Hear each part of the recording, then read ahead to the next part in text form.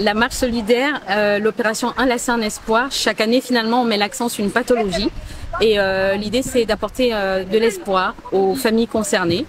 Et donc cette année, en fait, au niveau de l'association, on a décidé tous ensemble de porter la cause de l'AVC pédiatrique, donc d'apporter un peu d'espoir finalement aux 1000 enfants et enfin un AVC pédiatrique parce qu'on en dénombre 1000 par an. Voilà, et donc cette marche solidaire qui est une première édition, finalement a vocation de fédérer tout simplement autour des familles concernées et de leur dire qu'elles ne sont pas seules et qu'on est avec elles. Faites connaître vos activités avec Koyebana TV.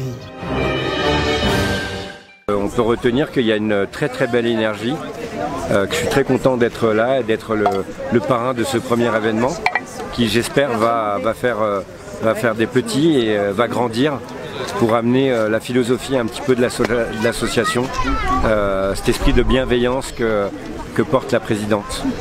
Le handicap invisible, beaucoup de personnes ne veulent pas aussi parler forcément de leur handicap, donc ça peut peut-être aussi les pénaliser dans leur quotidien parce qu'ils sont obligés de se cacher, de trouver des compensations, des parades pour pouvoir vivre et ils ont peut-être peur aussi que s'ils sont dans une entreprise ou s'ils sont quelque part que ça puisse les pénaliser en disant si c'est une personne handicapée on ne va pas pouvoir lui donner une promotion, il ne va pas pouvoir faire ci, il ne va pas pouvoir faire ça.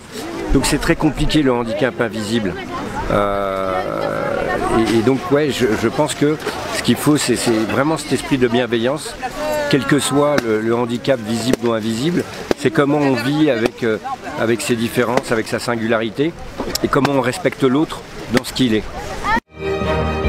Faites connaître vos activités avec Koyebana TV.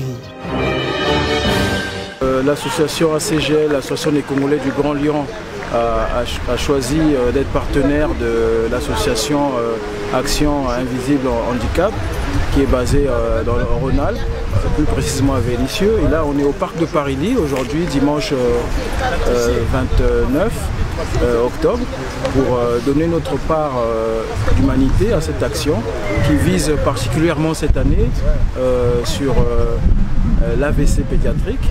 Donc voilà, et l'année prochaine sûrement autre chose. Et nous, on a pu apporter notre main-d'œuvre efficace et puis aussi nos dents. Et les membres de l'association et en particulier ceux du bureau ont été très enthousiastes d'être à côté de cet événement. Faites connaître vos activités avec Koyebana TV. C'est vrai qu'on connaît l'AVC chez les grandes personnes, on ne connaît pas l'AVC pour les enfants. C'est pour ça aussi que moi j'avais tenu à être là pour la soutenir. Et il y a aussi un autre aspect, c'est qu'aujourd'hui quand on parle d'handicap, on voit juste le handicap qui est visible, mais il y a l'handicap invisible et dans tout foyer, il y a des gens qui sont touchés par cet handicap.